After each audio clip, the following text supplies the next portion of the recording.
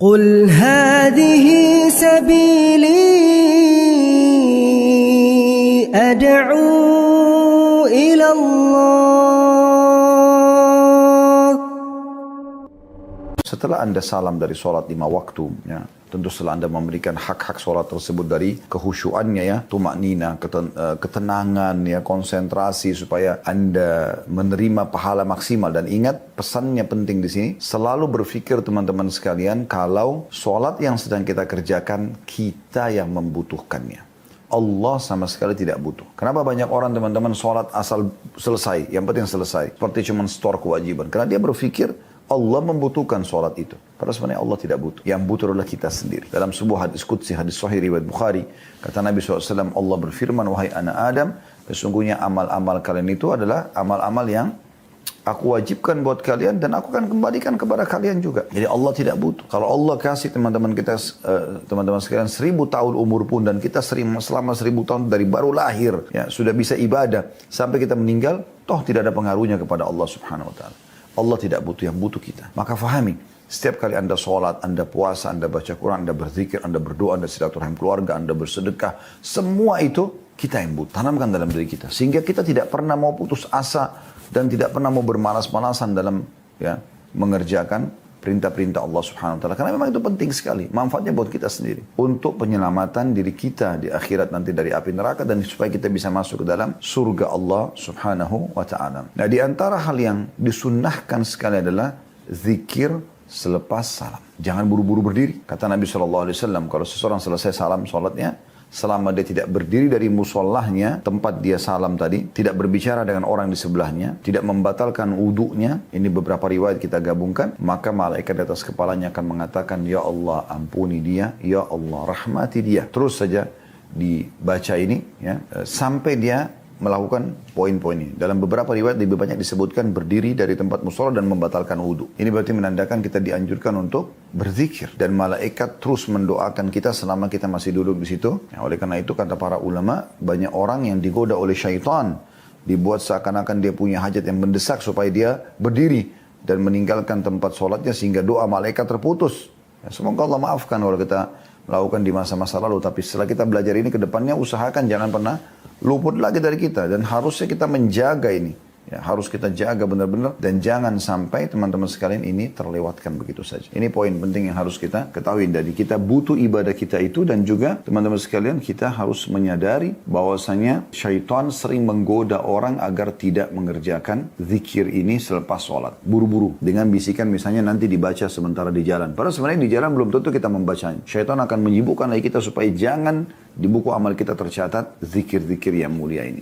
Baik, zikir yang pertama teman-teman sekalian, ya, yang kita bisa lakukan dan ini dianjurkan adalah memohon ampun, istighfar kepada Allah Subhanahu Wa Taala. Dan yang dinukil dari Nabi SAW adalah lafadznya astagfirullah. Tidak ada tambahan yang lain, tidak ada azim, dan tidak ada yang lainnya selanjutnya yang sering banyak dibaca oleh kaum muslimin. Tapi lafadz hadisnya yang ini diriwayatkan oleh Imam Muslim di 1 halaman 414, ya, yaitu astagfirullah, astagfirullah, astagfirullah 3 kali. Dan sebagian ulama mengatakan fungsi dan manfaat daripada istighfar ini adalah membersihkan kalau sementara sholat kita punya kesalahan-kesalahan atau kelalaian. Kemudian disambung dalam riwayat Imam Muslim istighfar 3 kali. Kalau kita membaca Allahumma antas salam wa minkas salam tabarakta ya dzal jalali wal ikram. Tabarakta ya dzal jalali wal ikram. Artinya, aku mohon ampun kepadamu ya Allah. Aku mohon ampun kepadamu ya Allah. Aku mohon ampun kepadamu ya Allah. Kemudian, ya Allah, sesungguhnya engkaulah yang memberi keselamatan. Allahumma antas salam wa minkas salam, dan keselamatan itu, ya, darimu. Tabarakta ya dzal jalali wal ikram. Maha suci engkau, wahai Tuhan yang memiliki keagungan dan kemuliaan. Makna globalnya. Renungi teman-teman 2 zikir ini. Digabung dari 1. Yang pertama adalah istighfar. Astagfirullah, astagfirullah, astagfirullah. Ini zikir yang luar biasa. Zikir yang luar biasa. Makna ini dalam sekali. Artinya kalau Anda menyombongkan diri tidak mau istighfar kepada Allah, Berarti Anda sebenarnya teman-teman sekalian orang yang memang siap untuk berhadapan dengan hukuman Allah Subhanahu wa taala. Karena kita tidak luput dari kesalahan dalam keseharian kita kan. Rabi' ibn Hutsaim rahimahullah salah satu ulama tabi'in masyhur ya, dengan kesolehannya. Merendahlah kalian kepada Rabb kalian, berdoalah kepadanya di kala senggang karena Allah berfirman dalam hadis qudsi, "Man da'ani fir rakha'i ajabtuhu fi syiddah." Barang siapa yang berdoa kepadaku di waktu dia lagi lapang, maka akan terima permohonannya pada saat dia lagi sempit. Jadi lagi sehat, lagi kaya, lagi nggak ada masalah, Anda selalu berdoa sama Allah di saat itu menjadi tiket VIP untuk supaya doa Anda di saat Anda sedang ada masalah diterima oleh Allah SWT. Wa man sa'alani a'taitu. Siapa yang memohon aku akan beri, kata Allah. Wa man tawadha'a li rafa'atuh. Dan siapa yang merendah karena aku akan tinggikan derajatnya. Wa man tafarraga li rahimtuh. Dan siapa yang meluangkan waktu untuk beribadah kepada aku akan kasihi dia. Wa man istaghfarani ghafartu lahu. Dan siapa yang memohon ampun kepadaku, maka aku akan pasti mengampuninya. Jadi jelas sekali nih bagaimana ya, istighfar itu manfaatnya sangat luar biasa. Ibnul Jauzi rahimahullah menukil, mengatakan iblis berkata, aku membinasakan anak cucu Adam dengan dosa. Ya, dengan dosa kita jadi celaka, gitu kan? Dan sangat dekat dengan hukuman Allah Subhanahu wa taala. Semoga Allah selamatkan. Dan mereka membinasakanku dengan istighfar dengan la ilaha illallah. Jadi iblis ya, mencelakakan manusia dengan dosa, baik dosa kecil atau dosa besar. Tapi kata iblis, dan mereka membinasakanku, justru menyerangku balik dan bisa menyelamatkan diri mereka dengan istighfar dan la ilaha illallah. Karena biar sebesar apapun dosa yang kita lakukan dengan istighfar kita akan dimaafkan. Manakala aku melihat hal itu pada mereka, aku tanamkan hawa nafsu pada mereka, di mana mereka berbuat dosa tapi tidak beristighfar, karena mereka mengira diri mereka telah berbuat baik atau masih dalam koridor berbuat baik. Oleh itu teman-teman sekalian, kalau ada ruang berbuat dosa, biasanya syaitan bisikin ke dia itu, kau kan sudah terlanjur buat dosa, udahlah buat aja nanti sekalian istighfarnya. Atau bisikannya, ya udah nggak masalah, berbuat dosa saja, toh kau juga sudah terlanjur najis, sudah kotor, nggak mungkin lah kau dimaafkan. Nah seperti itu bisikan-bisikan yang tidak masuk akal. Padahal sebenarnya orang kalau berbuat salah dalam syariat Allah SWT harus segera memohon ampun. Bayangkan teman-teman, jangan kita buat salah. Kita sedang sholat saja. Begitu salam yang pertama, istighfar dulu. Padahal kita habis ibadah. Begitu juga pada saat, karena mungkin ada kelalaian dalam sholat kita. Saya pernah mendengarkan penjelasan Syekh Abdul Razak Hafizahullah yang masyhur, salah satu rujukan di zaman kita ini, ulama rujukan zaman kita dan mengajar di Masjid Nabawi, dan dulu juga memang mengajar di kampus kami, dan sampai sekarang beliau Masya Allah masih menjadi dosen di sana. Nah beliau sendiri ya, pernah mengatakan, waktu itu saya kebetulan datang ke Masjid Nabawi dan kebetulan di majelis membahas tentang zikir masuk dan keluar kamar mandi. Nah zikir dulu kamar mandi kan gufranak, ya Allah ampunilah aku. Beliau membahas apa hikmahnya, kenapa kita keluar dari kamar mandi, toh kita umumnya orang tidak berdosa. Ada juga orang yang berdosa, mungkin onani dan segala macam. Tapi ada orang tidak, memang dia selesaikan hajatnya. Maaf, dia buang hajat di WC atau dia mandi. Sama saja, dia tidak berdosa pun dia keluar, dia mengatakan gufranak, pengampunanmu. Kenapa? Karena kata sebagian ulama, kelalaian saja. Duduk tanpa ada ibadah kepada Allah Subhanahu wa ta'ala, itu sudah butuh istighfar. Apalagi kalau dasarnya orang berbuat dosa. Bagaimana kita bisa bergelimang dosa lalu kita tidak istighfar kepada Allah SWT? Selalu nukil, selalu lisan kita membaca itu. Betul juga kata rahimahullah berkata, Al-Quran menunjuki kalian penyakit dan obat penyembuh kalian. Penyakit kalian adalah dosa. Itu sumber penyakit. Kalau orang sudah bisa dikontrol dari dosa, maka dia aman. Dan obat penyembuh kalian tidak ada lain kecuali istighfar. Ali radhiyallahu anhu berkata, yang aneh adalah orang binasa padahal keselamatan ada bersamanya. Lalu beliau ditanya, apa keselamatan tersebut? Kata Ali radhiyallahu anhu, istighfar. Ya. Orang binasa kenapa? Karena dosanya kan. Sama di perusahaan Anda buat kesalahan. Bagaimana caranya supaya Anda tetap bisa bekerja dan dapat fasilitas kantor? Ya Anda mohon maaf, perbaikin kesalahan Anda. Kan begitu. Itu rasionalnya. Walaupun di perusahaan karena kita berhadapan dengan manusia, bisa saja dia tidak terima kembali atau tidak ingin permohonan maaf kita. Kan gitu. Maka di sini teman-teman sekalian, orang buat dosa sama Allah Subhanahu wa ta'ala tidak ada solusinya kecuali istighfar. Dan contoh terbaik adalah istighfar yang sedang kita bahas ini. Bagaimana kita membaca teman-teman sekalian, astagfirullah, astagfirullah, astagfirullah, begitu salam. Ucapan pertama itu, memohon maaf kepada Allah Subhanahu wa ta'ala. Jangan sampai dalam sholat kita ada kelalaian-kelalaian. Kita mengkhayal, tidak khusyuk dan segala macam. Ini penting. Lalu Ali mengatakan, tidaklah seseorang hamba diilhami oleh Allah Subhanahu wa ta'ala untuk beristighfar sementara dia Allah berkehendak untuk mengazabnya. Kalau lisan kita bisa mengatakan astagfirullah, habis sholat ini kan astagfirullah. Apakah ada lafaz lain Ustaz? Ada dalam hadis ya, yang menyebutkan keutamaan sifat Allah Al-Hayyul Qayyum, zat yang maha hidup dan terus-menerus mengurus makhluknya. Dalam sebuah hadis yang dihasankan seingat saya oleh para ulama, siapa yang membaca astagfirullahal azim alladzi la ilaha illa huwal hayyul qayyum, ada hayyul qayyum, wa atubu ilaih, maka akan diampuni dosanya walaupun sebanyak buih di lautan. Tapi ini bukan dibaca selepas salam, ya. Anda perlu dengan bijak teman-teman, ya, dan ilmu yang cukup meletakkan semua apa yang diajarkan Nabi SAW pada tempatnya. Kalau Nabi SAW sudah menentukan jenisnya, jumlahnya, waktunya, tempatnya, tidak usah diubah-ubah, kan gitu, ya. Selepas salam istighfar 3 kali dan lafadznya astagfirullah. Begitu hadisnya riwayat Muslim tadi. Astagfirullah, astagfirullah. Nah ini, Anda mau ganti dengan istighfar lain, Anda butuh dalil, kan gitu. Kalau Anda mau bijaksana, tapi Anda bebas, silahkan saja. Ini kami menyampaikan supaya Anda renungi, ya, sehingga ibadah kita itu betul-betul mengikuti prosedur yang ada. Tujuannya untuk itu. Karena kalau kita ikuti prosedur yang ada, kita selalu aman, kan. Di alam kita manusia saja, kalau kita ikuti prosedur yang ada, kita akan aman. Kita bekerja misalnya, kita ikuti prosedur dan peraturan yang ada, kita akan dapat gaji kita, dapat hasil kita, kita bisnis kita yang lain. Pokoknya apa saja kita kerjakan, kita ikuti prosedur, maka akan aman. Tapi kalau tidak, maka jadi masalah. Bisa diterima, bisa dimaafkan, bisa juga tidak. Yang jadi masalah ini kalau tidak dimaafkan. Maka ikuti prosedur, itu penting. Prosedurnya adalah selepas salam, astagfirullah, astagfirullah. Itu lafaz Nabi. Dan kita tidak lebih pintar daripada Nabi SAW.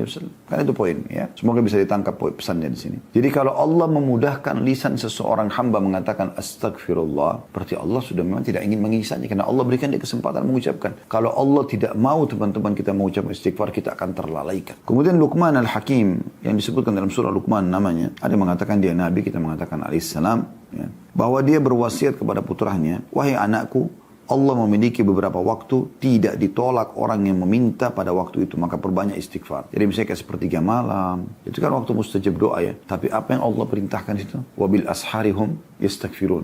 Dan pada waktu sahur mereka banyak istighfar. Anda bangun setengah jam sebelum subuh atau 1 jam Anda sudah sholat malam, masih ada waktu, perbanyak istighfar di situ. Dipuji oleh Allah Subhanahu wa taala istighfar itu. Dan Allah memang menanyakan kepada para malaikat jadi sepertiga malam, apakah ada hamba-hambaku yang beristighfar, maka saya maafkan. Aisyah berkata radhiyallahu anha, Tuba itu nama surga, ya. Menurut pendapat sebagian ulama, nama pohon di surga. Bagi orang yang mendapatkan banyak istighfar dalam buku catatan amalnya. Abu Minhal berkata rahimahullah, tidaklah seorang hamba didampingi dalam kuburnya oleh pendamping yang lebih dicintai daripada istighfar. Itu yang paling dia suka. Al-Hasan Basri berkata rahimahullah, perbanyaklah istighfar. Jadi bukan cuma istighfar, perbanyak, selalu astagfirullah, astagfirullah, gitu aja. Perbanyak. Di rumah-rumah kalian, di meja-meja makan kalian, di jalan-jalan kalian, di pasar-pasar kalian, di majelis-majelis atau pertemuan-pertemuan kalian. Karena kalian tidak tahu kapan ampunan akan turun. Seorang Arab Badui berkata, siapa yang ingin menjadi tetangga kami di tanah kami, hendaklah memperbanyak istighfar. Karena istighfar adalah awan tebal yang mengandung air hujan. Artinya mereka sampai memahami istighfar sampai pada level itu. Artinya kalau ada yang mau menjadi tetangga kami hanya minta satu. Syaratnya mereka banyak istighfar kepada Allah. Karena dengan dia istighfar, kami juga istighfar, maka akan turun hujan. Maka semua akan subur. Hewan-hewan ternak akan bisa hidup karena ada air. Dengan air hujan juga tumbuh rumput-rumputan, ya, perkebunan mereka, pertanian mereka, segala macam gitu, ya. Bakr bin Abdullah Al-Muzani rahimahullah berkata, kalian banyak berbuat dosa, maka perbanyaklah istighfar. Karena sesungguhnya kalau orang menemukan istighfar dalam catatan amalnya pada setiap jarak 2 baris berbuat dosa, astagfirullah, dia akan senang melihat tempat itu. Tentu ini bukan, jangan mengambil poin negatifnya. Jangan selalu mengatakan, oh kalau gitu kita buat dosa aja terus lalu kita istighfar. Bukan itu maksudnya. Artinya kalau ada orang sampai buat dosa, jangan berhenti beristighfar. Tentu usahakan jangan mengulangi dosa tersebut semaksimal mungkin. Jangan dia bermain-main sama Allah Subhanahu wa taala. Nah, orang bisa tergoda dalam berbuat dosa, tapi yang penting dia kembali kepada Tuhannya. Ibnu Taimiyah rahimahullah berkata, ini kenapa beliau banyak punya tulisan-tulisan, hafalannya sangat luar biasa. Bahkan Ibnu Taimiyah rahimahullah sekarang sudah cetak bukunya dalam bentuk yang luar biasa setelah meninggal sekian lama, ya, sudah dihitung ratusan tahun beliau meninggal rahimahullah. Beliau itu pernah dipenjara lalu beliau menulis apa yang beliau tahu di tembok penjara penuh dengan ilmu. Jadi saking luasnya ilmu yang Allah SWT berikan, subhanallah. Apa yang beliau kasih resepnya kepada kita supaya tidak mudah lupa hafalan dan segala macam. Beliau mengatakan, fikiranku terpaku pada sebuah masalah yang sulit bagiku. Kayaknya nggak ada solusinya nih. Maka aku beristighfar kepada Allah 1000 kali sampai dadaku dilapangkan dan masalah yang sulit terpecahkan. Aku kadang berada di pasar, masjid dan sekolah. Tapi hal itu tidak menghalangiku dari zikir dan istighfar sampai aku meraih apa yang aku inginkan. Jadi nasihatnya penting. Karena ada masalah, tidak ada masalah pun istighfar. Tapi kalau ada masalah, beliau terus istighfar sampai beliau merasa lapang dadanya. Dan tidak mengenal waktu dan tempat lagi. Anda lagi meeting teman-teman sekalian. Apa salahnya kalau Anda beristighfar kepada Allah? Kan tidak ada salahnya. Tidak ada ruginya gitu. Ya. Sesuatu yang mudah sebenarnya. Dan banyak sekali manifestasi daripada istighfar itu. Banyak sekali manfaat-manfaatnya gitu, ya. Di antara hal yang dinukil tentang masalah manifestasinya ya. Yang pertama itu dia adalah perintah Allah Subhanahu wa taala. Seperti Nabi salat misalnya Anda baca atau Anda istighfar setiap saat ya, astagfirullah wa atubu ilaih, astagfirullah. Anda mau baca lafaz yang lain, astagfirullahalazim la ilaha illa huwal qayyum wa atubu ilaih. Astagfirullahalazim, itu juga boleh. Itu lafaz-lafaz yang ada. Tapi tadi kalau habis sholat saya bilang kena terikat dengan waktu, tempat, jumlah. Nabi SAW tentukan lafaznya juga, ya sudah jangan kita tambah. Kita coba astagfirullah, itu yang paling amannya ya. Tapi selain sholat tidak ada masalah. Pada saat tidak ditentukan jenisnya dan juga jumlahnya. Karena Allah Subhanahu Wa Taala mengatakan kepada Nabi Muhammad SAW dalam surah Al-Mu'min ayat 55, A'udzu billahi minasyaitonir rajim. Fasbir inna wa'dallahi haqqun wastaghfir li dzambika wasabbih bihamdi rabbika bil 'ashyi wal ibkar. Maka bersabarlah kamu hai Muhammad. Seperti kita sekarang ini benar ya, penyampaian Allah SWT kepada Nabi Muhammad SAW, dan ini juga benar kalau orang mukmin itu menjalankannya, pasti benar, tidak mungkin salah. Sabarlah. Kalau ada di antara Anda sudah mulai belajar agama, sudah mulai mendekatkan diri kepada Allah SWT, sabar, tinggal sabar, istiqomah aja situ. Tidak ada masalah, gitu kan? Sampai meninggal, gitu kan? Bersabarlah hai Muhammad di atas kebenaran ini sampai meninggal. Karena sungguhnya janji Allah itu benar. Dan mohonlah ampun untuk dosamu dan bertasbihlah seraya memuji Tuhanmu pada waktu pagi dan pada waktu petang dan pagi. Di sini kita lihat Nabi Muhammad SAW saja orang yang mulia, tetap Allah SWT suruh beliau beristighfar kepada Allah. Jadi ini manifestasi yang pertama yang bisa kita dapatkan dari istighfar. Artinya kita menjalankan perintah Allah Subhanahu Wa Taala.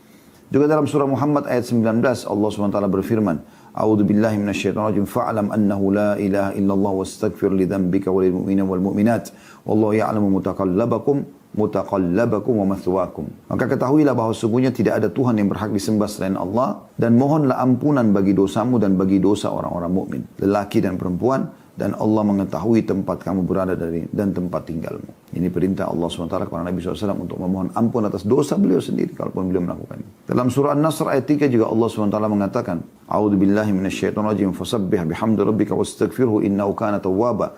Bertasbihlah dan memuji Rabbmu dan mohonlah ampun kepadanya, sungguhnya Dia Maha penerima taubat. Dan dalam surah An-Nisa 106 Allah SWT berfirman, wastaghfirillah innallaha kana ghafurur rahim. Dan mohonlah ampun kepada Allah, sungguhnya Allah Maha Pengampun lagi Maha Penyayang. Astagfirullahaladzim, la ilaha illa huwal hayyul qayyum wa atubu ilaih. Apa sulitnya ucapkan itu? Ucapnya apa sulitnya teman-teman sekalian lagi nunggu lampu merah, astagfirullah atubu ilaih, astagfirullah atubu ilaih, astagfirullah atubu ilaih. Lagi antri mau bayar di kasir, astagfirullah atubu ilaih, astagfirullah atubu ilaih, astagfirullah. Lagi di lift, mau naik ke lantai berapa di kantor Anda, astagfirullah atubu ilaih, astagfirullah atubu ilaih, astagfirullah. Kenapa?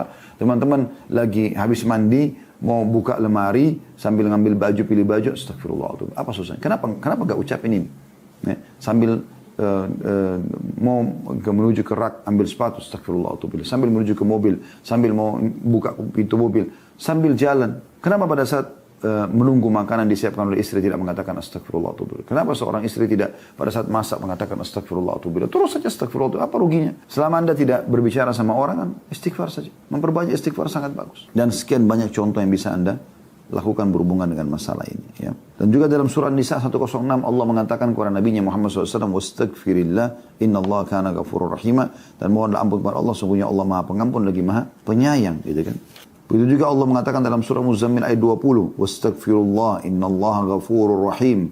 Mohonlah ampun kepada Allah, sesungguhnya Allah Maha Pengampun lagi Maha Penyayang. Dalam surah Al-Imran 133 Allah menyuruh kita bersegera dan tidak menunda istighfar dan taubat kembali ke jalannya. A'udzu billahi minasyaitonir rajim. Wasari'u ila magfiratin min rabbikum wa jannatin arduha as-samawati wal ardu iddat lil muttaqin. Dan bersegeralah kamu kepada ampunan dari Tuhanmu dan kepada surga yang luasnya seluas langit dan bumi, yang disediakan untuk orang-orang yang bertakwa. Bertakwa. Di sini kita disuruh bersegera untuk memohon ampun kepada Allah Subhanahu wa taala. Sekarang Anda lagi nunggu mendengarkan ceramah Anda, kan bisa. Astagfirullah atubu ilaih, astagfirullah atubu ilaih, astagfirullah atubu ilaih. Bisa saja. Enggak ada rugi. Minimal Anda baca 100 kali sehari. Itu tidak ada susahnya sama sekali. Kata baginda Nabi SAW, Allah SWT berfirman, Ya ibna Adam, lau balagat dunubuka ananas sama'i thumma astaghfartani, gafartu laka wala ubali. Wahai anak Adam, seandainya dosamu mencapai langit, penuh banyak sekali. Kita kan postur tubuh kita kecil, mencapai langit seperti apa. Tapi dosamu sebesar itu pun, penuh langit semuanya. Mencapai langit dari bumi sampai langit, itu luar biasa jaraknya. Gitu kan. Kemudian kau memohon ampun atau istighfar kepadaku. Kata Allah. Astagfirullah, itu beda lisan sekali, ringan sekali di lisan kita gitu. Maka niscaya kata Allah, aku mengampunimu dan aku tidak peduli. Karena tidak ada yang bisa intervensi di haknya Allah SWT. Ini manifestasi yang luar biasa. Bagaimana itu adalah perintah Allah dan Allah memastikan akan diterima. Gitu kan?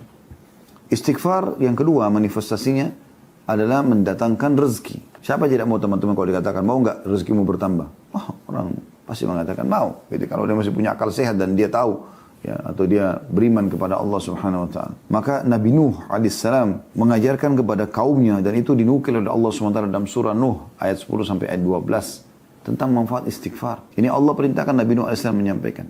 Apa kata Allah Subhanahu wa taala? A'udzubillahi minasyaitonir rajim. Melalui lisan Nabi Nuh alaihissalam, "Faqultu astaghfiru rabbakum innahu kana ghaffara." Aku katakan kepada kaumku, mohonlah ampun kepada Tuhanmu, sesungguhnya Dia Maha Pengampun. Apa manfaatnya? Yursilis sama alaikum midrara. Niscaya Dia akan mengirim kepadamu hujan yang lebat. Ini bukan hujan yang mendatangkan bahaya ya, tapi dengan hujan maka hewan-hewan bisa hidup, manusia bisa hidup. Ya, air tidak kering. Ya. Kemudian juga tumbuh-tumbuhan bisa tumbuh. Ya. Tidak asing lagi manfaat air buat kita. Kemudian wa yumditkum bi amwalin wa banina wa ij'al lakum jannatin wa ij'al lakum anhara. Dan pasti Dia akan tambahkan untuk kalian harta dan juga keturunan serta juga Dia akan menjadikan buat kalian kebun-kebun dan juga sungai-sungai. Jadi dengan istighfar itu manfaatnya. Itu dengan istighfar, itu manfaatnya. Ya. Dan sekian banyak manfaat daripada istighfar. Ya. Ini luar biasa manfaat-manfaatnya. Dan Anda kalau baca di buku ini cukup banyak informasi dari kisah-kisah nyata orang yang beristighfar dan selesai permasalahan yang sedang mereka hadapi. Allahu a'lam. Baik, itu istighfarnya. Potongan pertama doanya. Kemudian potongan yang kedua, Allahumma antas salam. Ini pengikraran bahwasanya Allah adalah sumber keselamatan. Ya. Engkaulah yang memberi keselamatan. Selamat dari apapun hanya Allah. Jangan pernah minta keselamatan daripada selain Allah. Ini makna tauhid di sini. Jadi begitu salam, setelah mohon maaf kepada Allah, langsung kita mengatakan, Allahumma antas salam. Semua keselamatan hanya darimu. Wa minkas salam. Dan darimulah segala keselamatan. Jadi, sesungguhnya ya Allah, engkau yang memberi keselamatan. Dan darimulah segala keselamatan itu. Tabarakta ya dzal jalali wal ikram. Maha suci engkau, wahai Tuhan yang memiliki keagungan dan kemuliaan.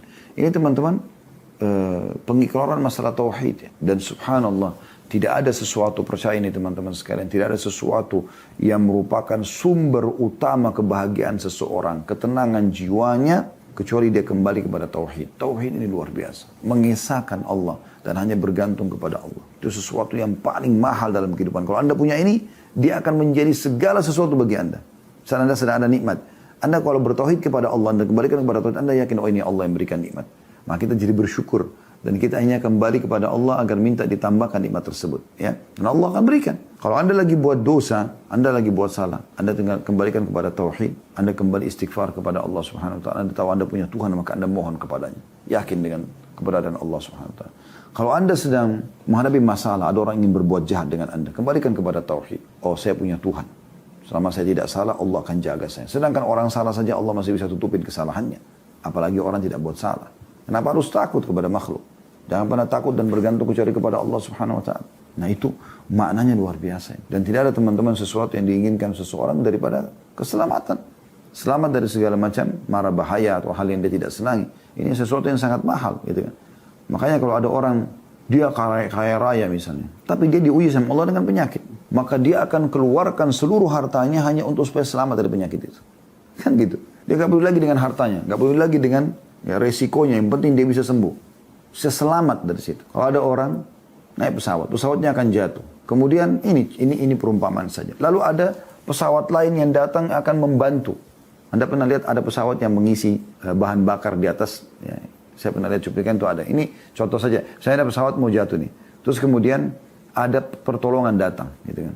Kapal itu sudah jatuh di laut, lalu ada pertolongan datang. Tapi pertolongan ini umumnya kan terjadi gratis ya. Tapi kalau misalnya ada orang mengatakan, saya akan selamatkan ya, dengan kapal laut saya ini, tapi harus bayar. Walaupun harus utang dulu, mungkin orang akan bayar dengan seluruh harta yang dia miliki. Yang penting dia selamat. Jadi yang penting orang selamat. Keselamatan itu mahal sekali. Maka ini pengikraran tentang Allah Subhanahu wa taala pemberi keselamatan. Ini luar biasa ini. Kita disadarkan selepas ya, salam dengan ini. supaya kita memohon ampun kepada Allah Subhanahu wa taala, supaya juga kita mengembalikan kalau Allah segala sesuatunya. Allah segala sesuatunya. Ya, ini doa yang kita baca selepas salam, dan insya Allah sampai sini bahasan kita teman-teman sekalian, kita akan lanjutkan nanti